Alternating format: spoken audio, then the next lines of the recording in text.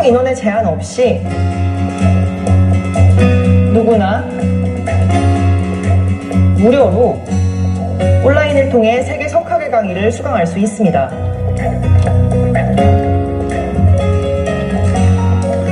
현재 미국에서 무크의 강의를 제공하는 대학은 400여 개, 등록된 강의 수는 올 하반기에 2,400개에 달할 것으로 보입니다. 교수와 수강생은 온라인에서 질문을 하고 토론을 합니다. 학생들은 과제를 내고 시험도 쳐야 합니다. 그리고 학위도 받을 수 있습니다.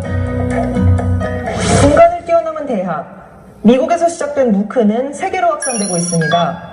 지난 2012년 서비스를 시작한 코세라의 경우 수강생이 1,000만 명을 넘었고, 하버드와 MIT가 함께 만든 edX의 경우도 300만 명을 넘었습니다.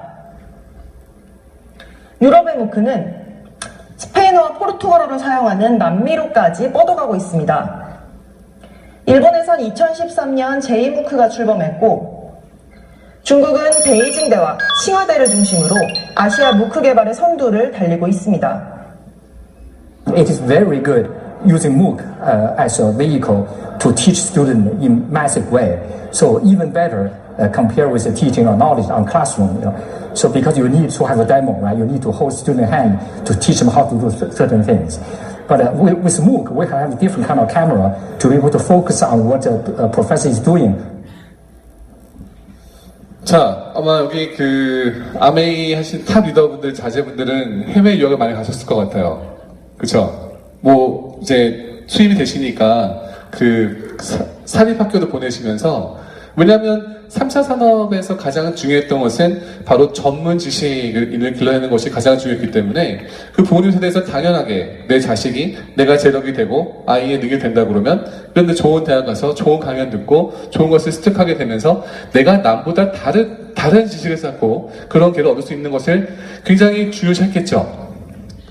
근데 저기 인도에 이름 없는 조그만 도시에서 차세대 엘버트 아인슈타인이 나올 수도 있습니다.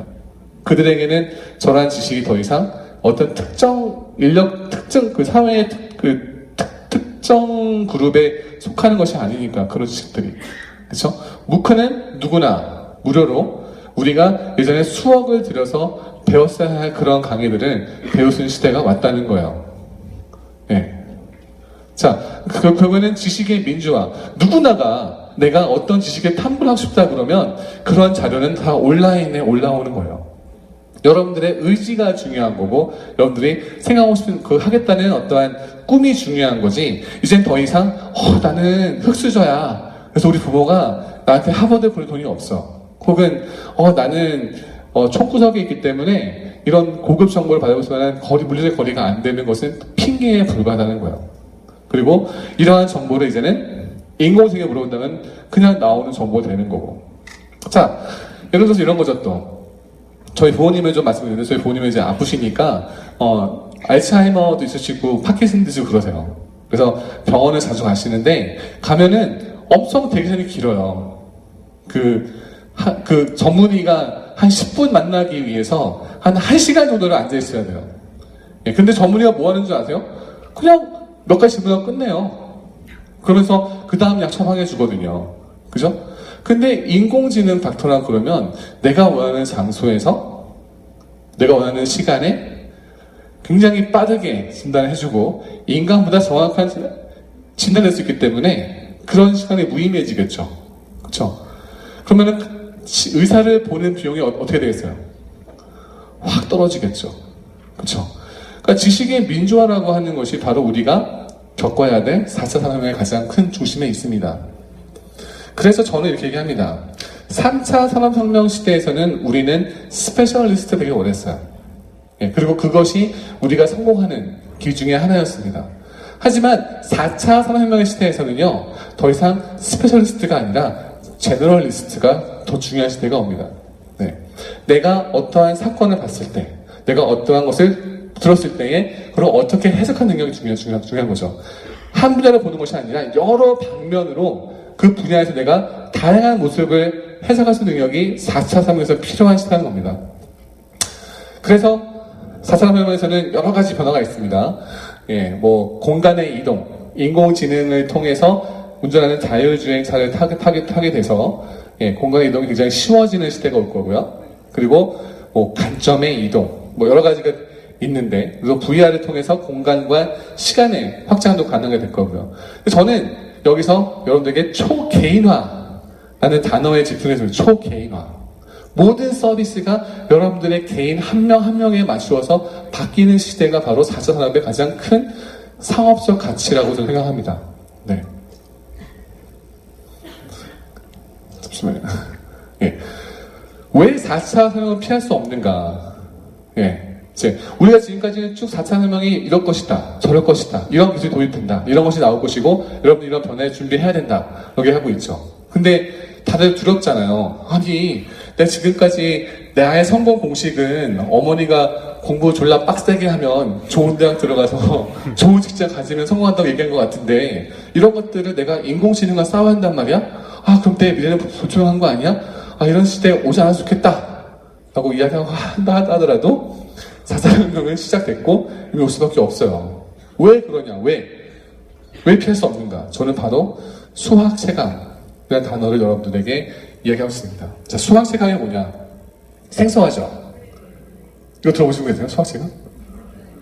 경제용어예요, 경제용어. 예.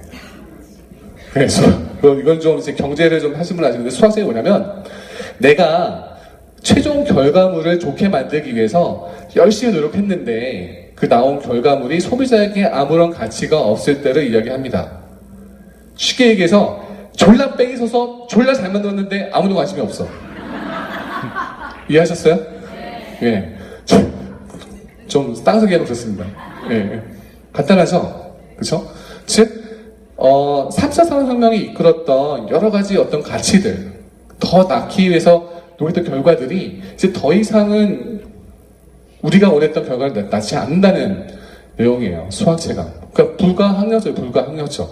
내가 다른 길이 있다 그러면은 4차 산업을 오지 않아도 될 것 같은데, 다른 길을로는 더 이상 해결이 불가능하기 때문에 그렇습니다. 그래서 이 사람은 누구냐? 올리비에 스칼라브라는 사람인데, 전 세계의 3대 컨설팅 펌 중에 하나인 보스턴 컨설팅 그룹에서 이제 그 남미와 그 다음에 서유럽 쪽에 이런 그 3차 산업혁명에 대한 내용들을 컨설팅 해주는 분이세요. 그분이 테드에서 작년 5월에 이런 말을 합니다. It's not as if we've done nothing with manufacturing since the last revolution. Actually, we've made some pretty lame attempts to try to revitalize it. But none of them has been the big overhaul we really need to get us going again.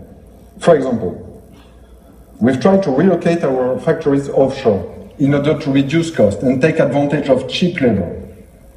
Not only did this not inspire productivity, but it only saved money for a short period of time because cheap labor didn't stay cheap for long.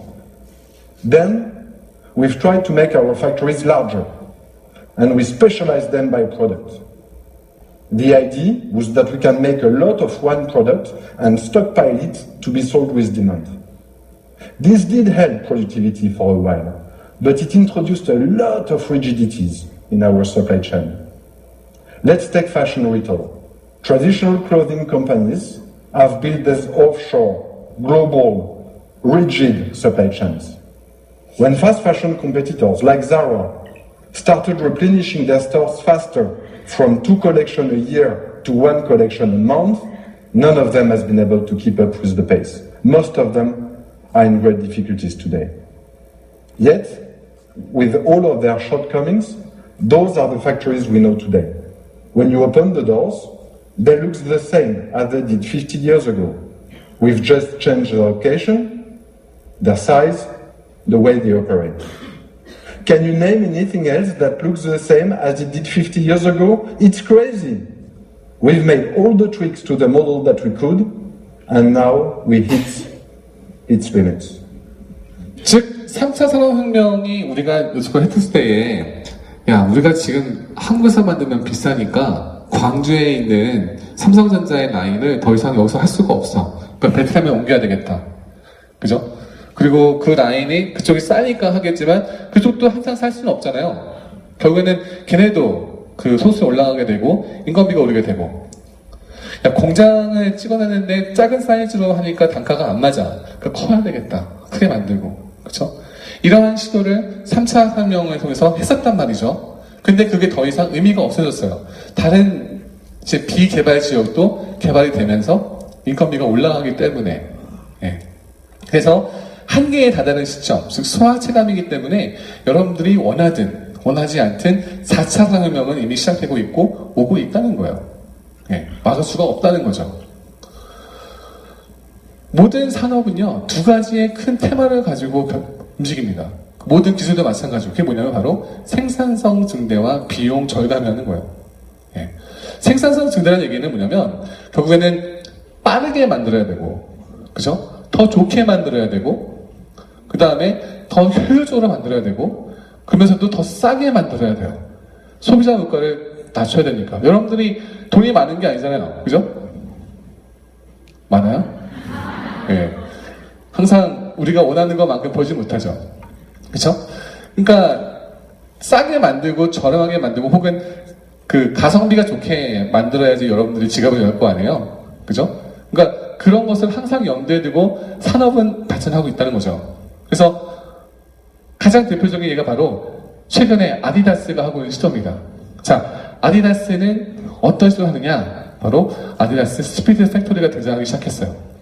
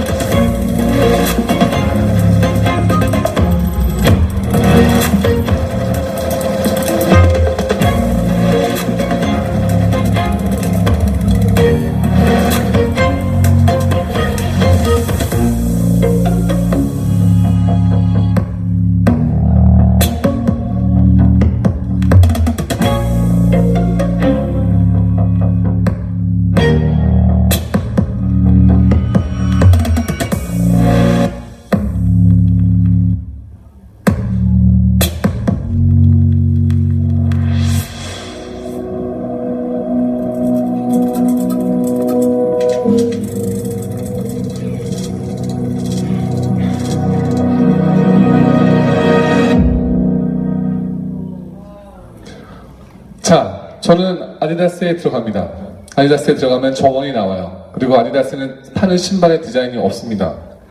그 다음에 제 발 사이즈를 딱 재요. 그리고 그 발 사이즈 잰 것을 아디다스 공장에다가 인터넷에 연결합니다.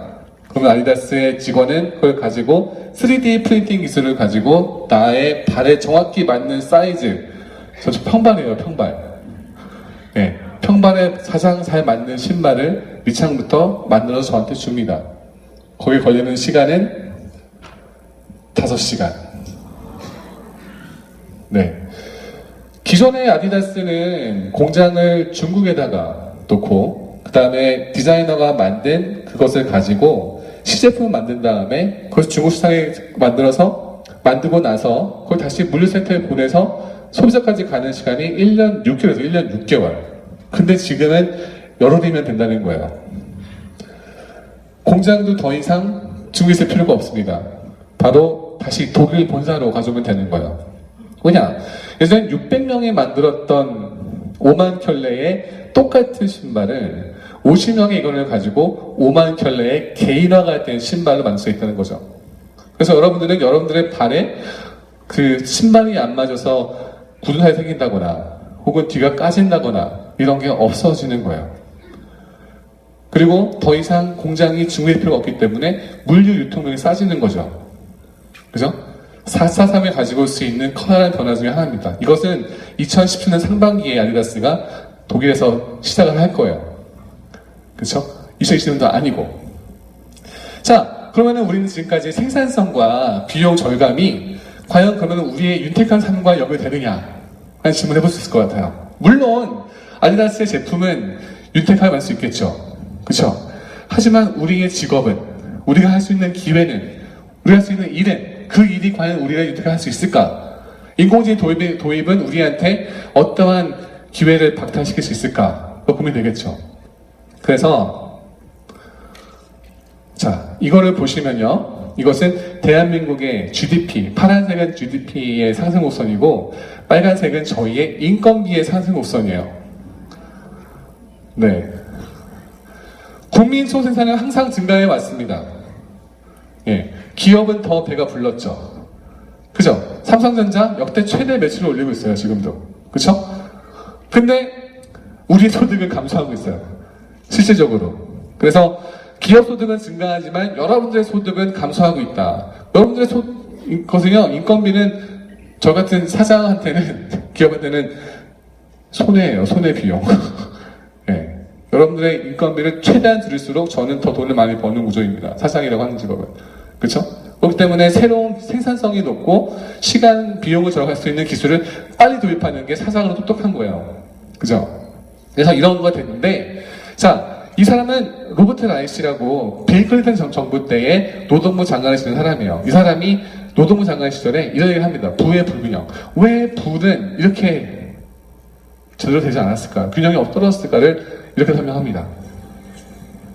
Today, we're going to try to explain the mystery of why inequality has been widening. Remember, the economy is growing all of this time. The economy continues to grow. Look, here is gross domestic product growth from 1929 to 2011. The economy overall has done extremely well, and productivity keeps on increasing. We are producing more and more and more and more and more value. That's a big, big success story. But here is the problem. Here's the puzzle. Because if you look at the average hourly earnings of production workers, the average hourly earning continued to rise until the late 1970s, and then something happened. Flattening wages. Look at the gap.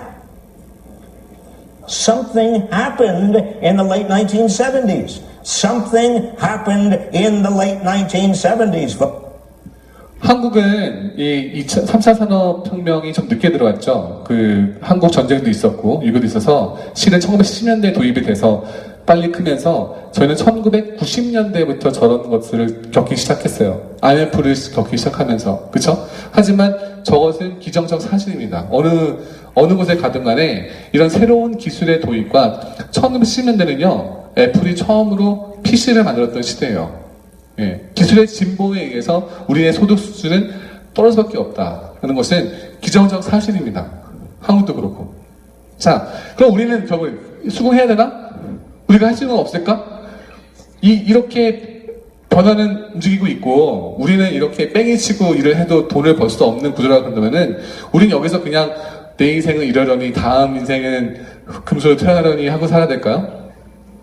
자, 이 여자는 누구냐면 오드리 베르농이라고 하는 프랑스 배우예요. 이 배우가 책을 썼는데 책 제목은 억만장자와 결혼하는 법이라는 책을 썼습니다. 예, 여러분들의 외모가 뛰어나시거나 예, 나는 좀 잘 나간다 하시면은 억만장자와 결혼하는 플랜 잡을 수도 있겠죠. 즉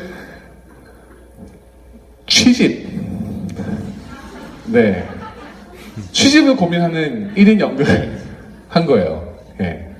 이 사람이 이렇게 얘기합니다. 가난하기 때문에, 이 연구 내용 그래요. 가난하기 때문에 돈에 집착하는 거다. 그리고 이런 월급은 먹고 살 수가 없다.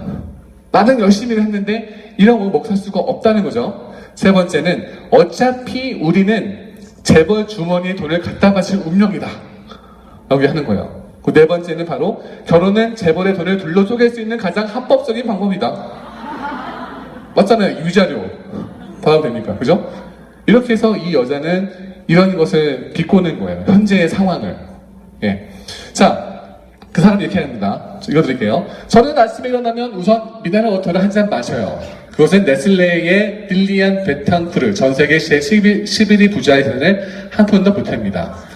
까르푸, 베르나르 아르노, 전 세계 부자 랭킹 14위에 가서 요구르트를 사고, 밀카 초콜 한 조각, 워런 버핏이 투자한, 여기다가 하고, 아마존에 들어가서 책 한 권 사고, 페이스북에 업데이트를 하고, 세포라에 들러 화장 샘플을 받아옵니다. 그리고 공평하게 적절한 소비와 함께하는 평범한 하루예요. 억만장자에게 모두에게 조금씩 보태준 하루를 마치고 잠자리에 듭니다.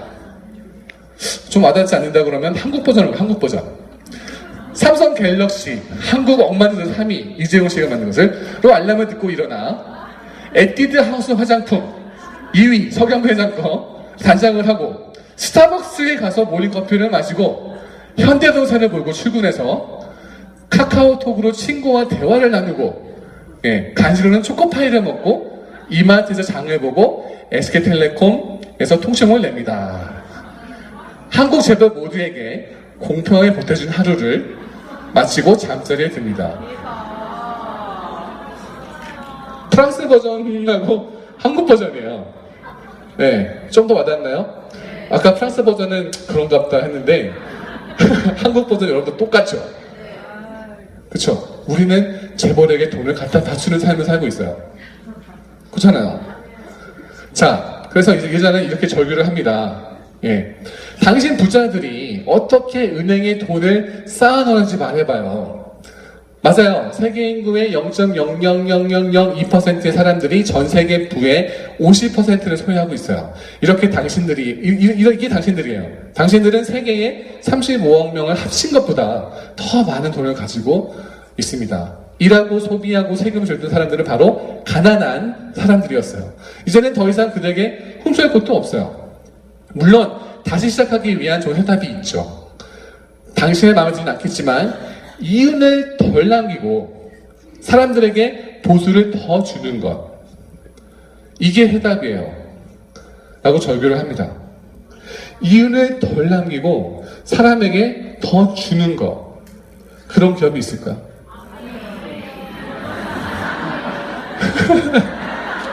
아멘. 2016년 기준, 현재 포브스 기준 미국에서 가장 큰 사기업 랭킹 29위입니다. 예. 그리고 그 회사의 모토는 바로 Helping people live better lives. 사람을 도움으로써 더 나은 삶을 살겠다는 거예요. 창업자가 쓴 책입니다. 리치 디버스. 더불어 하는 자본주의. 그 프랑스의 여배우가 취직밖에 없다고 부르짖었던 거기에 대한 해답을 주는 회사예요. 여기에 그 절규를 듣는 사람이 있다는 거야. 예. 그게 해법이라 한다 그러면. 예. 그거를 듣는 회사가 있다는 거죠. 그것도 세계 랭킹, 프라이빗 기업 랭킹 29위인 회사가 60년이 돼가는 회사가 듣고 있다는 겁니다. Compassionate Capitalism. 예. 동정을 한다는 뜻기도 하는 건데, 자, 아메이가 믿고 있는 개념입니다.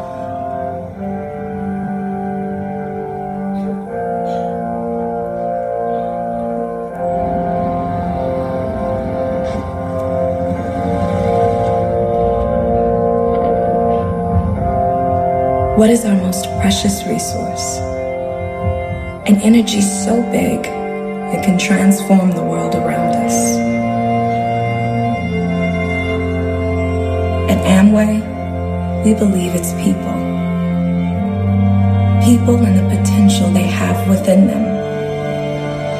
To rise up, to stand out from the crowd, to build better lives for themselves and for their families. This potential is a positive force within all of us. And when it's inspired, it can't be contained by race or class or creed or anything else. This is why we started Amway, to help people live better lives by helping them realize their potential and to empower them to be in business for themselves, but not by themselves. Because sometimes a little extra can go a long way. It's why our brands help people to be healthy, to be beautiful, and to create better homes. And it's why our business owners create opportunity not just for themselves, but also for those around them, using our resources to make a difference in the world. Because we believe that no matter what stands in the way, everyone deserves a chance to define their own success, to live life on their own terms.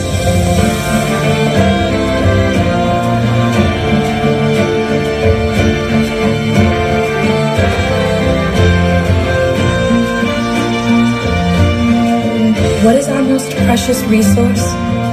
An energy that's so big, it can transform the world around us. At Amway, we believe it's people, and we exist to help them realize their potential.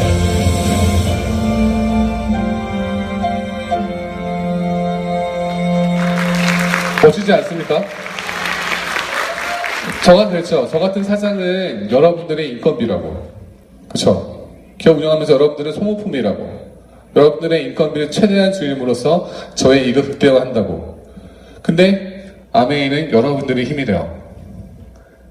여러분들의 성공의 힘이래요. 예.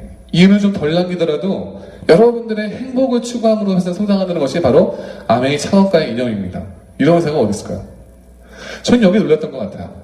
예. 제가 알고 있던 여러 가지 사업들, 제가 알고 전개했던 모든 사업들은 인간이 중요하다고 하지만 제 능력이 다할 때까지만이에요. 예. 저의 행복이 중요한 것이 아니라 저의 능력이 중요한 거고, 예. 그것에 의해서 저를 계속 써먹어서 제가 힘이 없을 때까지 써먹고 나면은 그냥 퇴사시키는 것이 현재의 사업이지만 아메는 그렇지 않다는 거예요. 이것이 창업가의 이념이라는 사실에 저 놀랐던 것 같아요. 제가 아메 선택했던 이유 중에 하나입니다. 자, Helping People's Better Lives라는 회사가 있다 했죠. 아메이를 소개했어요. 50년 전 리치 디보스와 제이 벤 앤델이 아메이를 설립하며 시작된 하나의 믿음이 있었습니다. 그들은 사람들이 잠재력을 발휘하여 더 나은 삶을 살도록 도울 수 있다고 믿었습니다.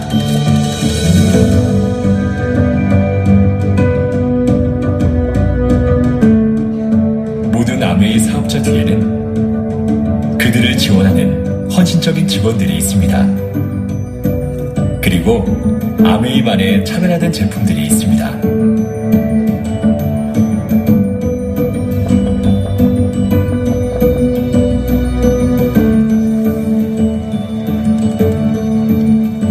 아메이 제품에는 까다로운 기준이 있습니다.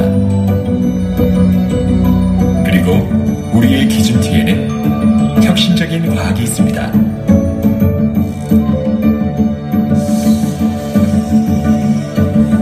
이것이 바로 아메이입니다. 지역사회의 어린이들을 돕는 기회를 제공하며 기업의 사회적 책임을 실천하기 위해 최선을 다하는 회사입니다. 우리는 전 세계에 존재합니다. 무한한 기회와 함께 꾸준히 성장합니다. 아메이. 이게 아메이의 팩트입니다. 팩트. 여러분들이 드시는 뭐 카더라 통신의 것이 아니라 실제로 아메이라는 기업이 하고 있는 일들과 제품과 매출 규모와 그들을 저는 시스템에 대한 팩트예요. 팩트. 저 여러분들에게 이렇게 하고 있습니다. 팩트를 봐라. 팩트. 네. 누군가가 뭔가 실패했던 것은 나름대로의 이유가 있고 그들이 실패했던 것은 시스템의 문제는 아니에요. 회사 시스템 잘못하면 회사가 망했어야지. 그쵸? 그건 아니잖아요. 그쵸? 이미 2010년이면 설립된 60주년이 되는 회사입니다. 여기서 캐리하고 있는 뉴트릴라이트의 제품은 80년 넘는 제품이고 전 세계의 넘버1 제품이 수두룩한 것이 아메이라는 회사예요. 예, 전 세계의 직접 판매사 중에 세계 1위기도 하고 그런 회사가 여러분을 믿고 여러분의 능력을 키우길 바라며 이러한 제품의 독점적 유통권과 그 다음에 시스템을 주는 거예요. 전 더욱더 놀랐던 사실은 바로 아메이라 사업은 고정비용의 수익화라고 합니다. 고정비용의 수익화. 자, 제가 아까 얘기했던 오드리 베르동이라고 하는 그 여배우는 이렇게 얘기했죠. 자기가 하루에 억만장자에게 얼마만큼 보태주고 사람들을 얘기했죠. 그 이야기를 좀 바꿔볼게요. 나는 아침에 일어나 아메이의 이 스프링 포브스 2015년 기준 미국 억만장 49위 스티브 벤 앤데 정수기로 걸러낸 맑은 물 한 잔을 마셔요. 그리고 아메이 사티닉 샴푸로 머리를 감고 아메이 글리스터 치약으로 이를 닦은 후 아메이 아티스트로 세안을 하죠. 그리고 아메이 뉴트릴라이트 단백질과 바디키로 아침식사를 하고요. 각종 비타민 챙겨 먹습니다. 회사에 출근해서 아메이 액세스 드링크를 한 캔 따서 마시고 각종 팀 미팅을 하면서 아메이 원포원 제품으로 나온 커피나 녹차를 마셔요. 회사에서는 맑은 공기 들고 가기 위해서 아메이 앰모스피어 공천석을 항상 켜고 있고요. 바쁠 때는 아메이 원포원 제품으로 나온 라면으로 식사를 때기도 합니다.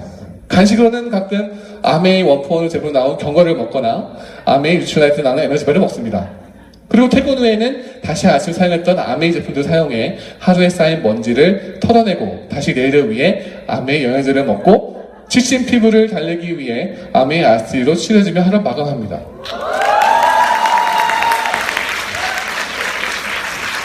저는 대기업에 보태준 것이 별로 없죠. 그쵸? 네. 근데 누군 그래요. 아니 너무 편식하는 거 아니에요? 아메이 제품만 너무 쓰시는 거 아니에요? 아니 다른 제품도 좋은 거 있을 거 아니에요? 왜 아메이만 쓰세요? 자, 이 친구는 아까 그 오드리 베르농이 이야기했던 바로 베르나르 아르노입니다. 루이비통 모에 헤네시 그룹 상업사이기도 하고 2012년 포브스 기준의 세계학부 4위이기도 해요. 자, 그 여자는 이렇게 얘기합니다. 베르나르의 돈을 써서 없애준 돈이 아니에요. 아무리 돈을 써봤자 그 돈이 다시 자기 주머니로 돌아오거든요. 예를 들어 그가 까르푸에 가서 물건 산다고 해봐요. 그래봤자 다시 그의 주머니로 돌아갈 뿐이에요. 봉마르쉐에 가서 간다 해도 역시 자신의 주머니로 돌아가는 거죠. 크리스찬 디오르, 루이비통, 세포라, 갈리마르, 샤토디캠 여기서 쓰는 돈은 모두 그에게 돌아갑니다. 악순환 같은 거예요. 그의 돈을 써서 없애려야 없앨 수 없는 거죠. 여기도 내 거, 저기도 내 거, 다 내 거, 모두 다 내 거. 그러니까 어쩔 수 없다는 거를 얘기하죠. 그죠? 자, 한국도 볼까요? CJ. 와, 식품생명공학, CJ 푸드빌, CJ 프레시웨이, CJ 제일제당, CJ 올리브영, CJ 오쇼핑, CJ E&M, CJ CGV, CJ 시스템, CJ 건설, CJ 대한통운, CJ 글로벌. 이재현 회장이 돈 쓰면, 만약에 제가 이재현 회장이면, 제가 스타벅스 커피 마실까요? 투스팜에서 마실까요? 제가 이재현 회장이면, 제가 아웃백 가서 밥 먹을까요? 빕스에서 먹을까요? 제가 영화를 본다면 메가바스 갈까요? CGV 갈까요? 그럼 걔도 미친놈이지. 왜 걔는 걔 브랜드만 쓰지? 딴 거 좀 해보세요. 왜 스타벅스 안 써요? 그러면 걔가 미친 거 아니에요, 질문이? 그죠? 저 사람은 내가 쓰는 비용에 내 회사에다 다시 쓴 거기 때문에 다 내 거기다 다 돌아오는 거란 말이에요. 그죠? 여러분들 그런 게 있습니까? 여러분들 저런 제보 회사 있어요? 없죠? 전 그래서 아메이를 쓰는 거예요. 그게 없으니까. 아메이 제품을 편식하는 게 아니라 내가 CJ의 대주주고 혹은 CJ에서 일하는 직원이면 CJ 거 쓰겠죠. 그죠? 나한테 혜택이 오니까. 근데 그게 없잖아요. 그런 기회를 줄 수 있는 회사도 없잖아요. 그죠? 제품의 다양성을 갖고 있고 그 제품을 내가 쓸 수 있고 그 돈을 통해서 다시 다 내 거가 될 수 있는 것이 있다고 그러면 그걸 쓰는 게 맞는 거죠. 그죠? 전 그래서 아메이를 쓰는 거예요. 네. 그런 시스템이 없으니까. 그러니까 회사 직원에게도 아메이 쓰라고 하는 거예요. 네. 복지로. 뭐냐? 직원이 건강해야 생산이 올라가죠. 그죠? 그리고 직원은 어차피 제가 준 월급으로 줬다 갖다 받아 쓸 거예요. 그죠? 엑셀 건강가서 치약 쓸 거라고요. 직원에게 야 내가 너 한 달에 10만 원까지는 내가 지원해 줄게. 그러니까 좋은 거 써. 쓰면 갖다 쓰잖아요, 아메이를. 그럼 내 돈이잖아. 내 거잖아. 그죠? 돈 주고 내 거 돌려받는 거잖아. 그러니까 복지로 쓰는 거예요. 개인의 고정 비용의 수익화. 그죠? 내 개인의 가정, 내 직원들의 가정, 회사의 고정 비용을 다 아메이로 바꾼 것 뿐이에요. 이미 쓸 돈을 바꾼 거지, 제가 뭐 사재기를 했다거나, 제가 뭐 어떻게 뭐 이런 거 산 것이 아니란 얘기예요. 네. 그런 식으로 사업을 할 수 있는 것이 바로 아메이라는 것이 있기 때문에 가능한 거죠. 제가 다른 직접 판매를 안 하고 아메이를 하는 이유는 너무나 많은 제품이 있고, 고정 수익을 가져가기에 제품이 많을수록 많은 사람을 더 끌을 수 있기 때문에 그런 거예요. 뭐 누군 그러더라고요. 아니 그렇게 많은 제품을 다 모르면은 안 되는 거 아니에요? 그 허벌라이프라든가 누스케어드가 제품이 많이 없는 회사들은 그것만 알면 되니까 그것만 못 팔잖아요. 그거밖에. 네, 다양한 사람 못 만나잖아요. 제 직원들에게 단백질만 먹어? 하긴 그렇잖아요. 그렇잖아요. 네. 그 저는 아미를 하는 거예요. CJ가 갖고 있는 여러 가지 기업들입니다. 여러분들 CJ 몰랐을걸요? 뭐 비비고, 그 다음에 계좌밥상, 제설, 제면소 이런 게 CJ인 거 알았어요? 그죠? 우리는 모르는 사이에 다 CJ에 갖다 바치고 있는 거예요. 그 오드리 베르농이라는 여자가 이야기했던 것처럼 우리의 인생은 대기업에게 하루하루 보태주는 삶을 살고 있을 뿐이지 우리가 번 거 월급도 조금밖에 안 주면서 그 월급을 다 가져가는 시스템이 현재 대기업 시스템인 거예요. 저는 그래서 아메이를 하는 거예요. 아메이가 굉장히 저한테 특별했던 것은 바로 독점적 제품 유통권과 시스템화된 보상 시스템이 있다는 거죠. 예. 아메이는요, 제품을 그냥 가서 마트 가서 사시는 곳이 아니잖아요. 그죠? 마트는 있어요. AP라고. 근데 살려고 그러면 누구 회원 번호가 있어야 된대요. 옆에서 사러 오셨어요? 제 회원 번호라도? 뭐 이럴 수 있겠지만, 어쨌거나 그 회원 번호가 있어야 된다고 하는 거기 때문에 회원제라는 말이에요. 그죠? 그래서 나를 말미암아 혹은 누구를 말미암아 통해서 아무튼 누구가 스폰서를 해줘야 돼요. 그게 시스템이에요. 그죠? 그래서 내가 그렇게 연결된 어떤 그 소비자 집단을 통해서 내가 그 매출이 성장을 하고 그 성장한 매출이 어느 정도 단계에 갔을 때 그리고 내 파트너가 그 똑같은 성장을 이루었을 때의 그 시스템을 통해서 여러분들이 정확하게 배분합니다. 저는 세일즈 출신이에요. 세일즈. 그래서 제 경험 말씀드릴게요. 제가 오토데스에 근무했는데 저의 그 해당 연도의 매출 타겟은 10억이었어요. 그래서 제가 잘했어요. 그래서 20억을 했어. 그래서 저한테 1억이라는 인센티브가 나왔어요. 와, 내년 타겟이 30억이네. 네? 아니, 작년 타겟 10억이었어요. 너 올해 20억 했잖아. 그래서 30억에 월급은요, 똑같아요. 상대적이잖아요. 그죠? 근데 아메이는 PB라는 것이 있어갖고, 그것만 넘으면 무조건 준대요. 그 수준만 넘으면. 예, 그건 뭐 수준인지 스폰서한테 물어보시면 돼요. 예. 그러니까 시스템화된 보상이고 어떤 없는 자리를 쌓는 것이 아니라 그죠? 무조건 그 수준만 넘으면 다 들어가는 거기 때문에 절대평가라는 거죠. 절대평가. 예, 그것만 하시면 되는 거예요. 전 그것부터는 이렇게 쉬운 세일즈가 사회에서 지금 여러분도 어렵다 하시죠? 사회는 더 냉정해요. 여러분들이 하셨던 세일즈가 작년보다 좋으면 회사는 더 하라 그래요. 월급은 요만큼만 올려주고 그래서 많은 세일즈가 떠나요. 힘들어서 돈은 많이 벌지만 예. 근데 아메이는 그렇지 않다는 거죠. 이거 제가 얘기해도 될지 여기 아메이 분 계신 분 안 계시죠? 아메이 본사에서 저희 스폰서님이 김민기 스폰서님이신데 스폰서님이 따끈따끈한 정보를 가지고 왔어요. 뭐냐면 오늘 광주 분들이 아시지 모르겠지만 바로 아메이가 IBM 마스를 도입한대요. 네. 아메이가 IBM 마스를 도입한대요. 최첨단 사업이 됩니다. 이게 무슨 의미를 할까요? IBM 도입하는 것. 아까 4차 산업혁명을 얘기하면서 4차 산업혁명이 인공지능이 나타나면서 여러분들 직업을 뺏어갈 거 얘기했잖아요. 그죠? 근데 아메이가 그 마스를 도입한대요.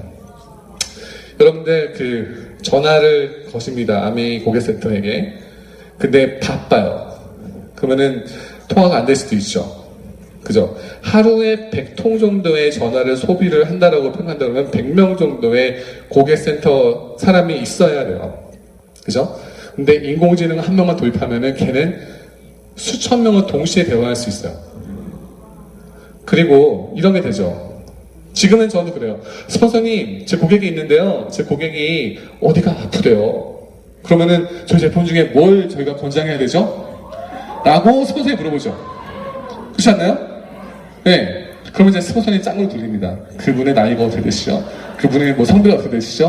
뭐 그 평소에 뭐가 어떻게 되시죠? 뭘 알아야지 주지. 그지? 그죠? 막 짱으로 굴려서 나름대로 자기의 사업 경험과 제품 그 공부한 경험을 토대로 알려주죠. 그래서 뭐 어떤 제품을 권유해 보세요라고 얘기합니다. 근데 제 스폰서가 사업한 지 10일밖에 안 됐어. 젠장.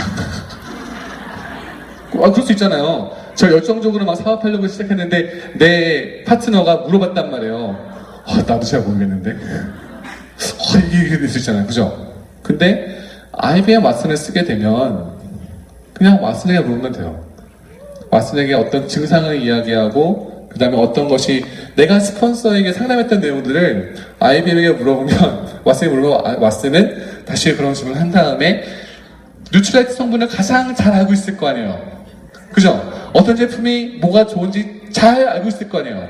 그래서 가장 좋은 제품을 그 누구에게나 하루짜리 사업자든 시니어 사업자든 줄 수 있다는 거죠.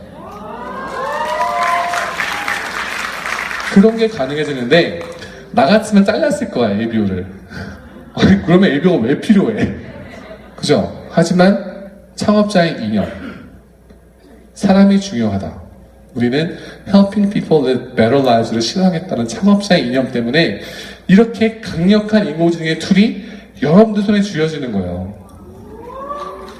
이거 박수 칠만 한 거예요, 이거. 여러분들은 아메이는 최첨단을 달려가는 제 거고 한국 아메이가 처음 도입한다고 하더라고요. 그리고 IBM 왓슨은 지금 한국어를 거의 마스터했답니다. 네. 지금 롯데도 IBM 왓슨을 쓰려고 하고 있고요. 네, 국내에 많은 대기업들이 IBM 왓슨을 쓰고 있는데 그런 그 엄청나게 이 비싼 IBM 왓슨 시스템을 아메이가 이렇게 공짜 준다고 생각하는 것은 어마어마한 사업의 기회를 주는 거예요. 네. 자, 기술은 진보합니다. 저희가 원하든 원하지 않든. 그죠? 결국에는 시대의 변화를 어떻게 읽느냐가 우리의 삶에 굉장히 중요한 앞으로 가치가 될 거예요. 앞으로도 쭉. 예, 그리고 정보의 해석. 어떤 카더라 토신을 믿고 내가 경험하지 못한 것들을 하는 것이 아니라 정확한 팩트와 정확한 사실과 그 과장된 정보가 아니라 내가 알아본 정보를 믿어야 되는 시대인 거예요. 결국에는 이런 거, 나 열심히 살았어. 난 정말 누구보다도 열심히 살았어는 중요하지 않아요. 내가 열심을 어느 방향으로 살았냐가 중요한 거지. 제가 광주를 오기 위해서 SRT 탔습니다. 근데 제가 KTX 타고 부산행을 찍었으면 여기 왔을까요? 못 왔겠죠. 그쵸? 저의 목적은 광주였어요. 근데 부산을 타면 안 되잖아요. 그쵸? 즉 내가 똑같이 일을 하더라도 나의 방향이 어디인지를 파악하기 위해서는 시대의 변화와 그 다음에 정보의 해석을 잘 할 수 있어야 돼요. 네. 자, 클레이 샤키라는 사람이 마지막입니다. 클레이 샤키라는 사람이 이야기를 합니다. 혁명은 사회가 새로운 툴을 활용했을 때가 아니라 바로 사회가 새로운 행동들을 가져갔을 때 혁명이 일어난다. 자, 아메이가 IBM 왓슨 도입한 툴이에요, 툴. 그죠? 저는 앞으로 아메이는 3.0으로 간다고 합니다. 1.0은 여기 계신 조성모 의원님이나 그 초기 리더들이 8가지 세제 제품을 가지고 다들 팔던 시대. 그쵸? 2.0은 이 인터넷을 도입이 시작하게 되고, 그 다음에 그 온라인 인프라가 생기기 시작하고, 제품이 다양하던 세대가 아메이 2.0. 아메이 3.0은 인공지능을 도입을 해서, 예, 여러분들이 올바른 정보와, 그리고 올바른 지식을 습득할 수 있는 지식의 민주화. 그리고 아마 제가 생각하는 아메이 3.0은 더 이상 뭐 제품 강연을 열심히 하는 시대는 점점 없어질 것 같아요. 제품은 그냥 물어보면 나오는 정보죠. 예. 결국에는 내 파트너를 어떻게 성장시킬 것이냐, 나의 꿈을 어떻게 동참시킬 수 있을 것이냐, 나랑 어떻게 성공할 수 있는 어떤 모델을 만들 것이냐가 아마 저는 아메이 3.0의 방향을 생각합니다. 그래서 저는 오늘도 여러분들과 함께, 예, 같이 성장하는 LB로서 노력하도록 하겠습니다. 감사합니다.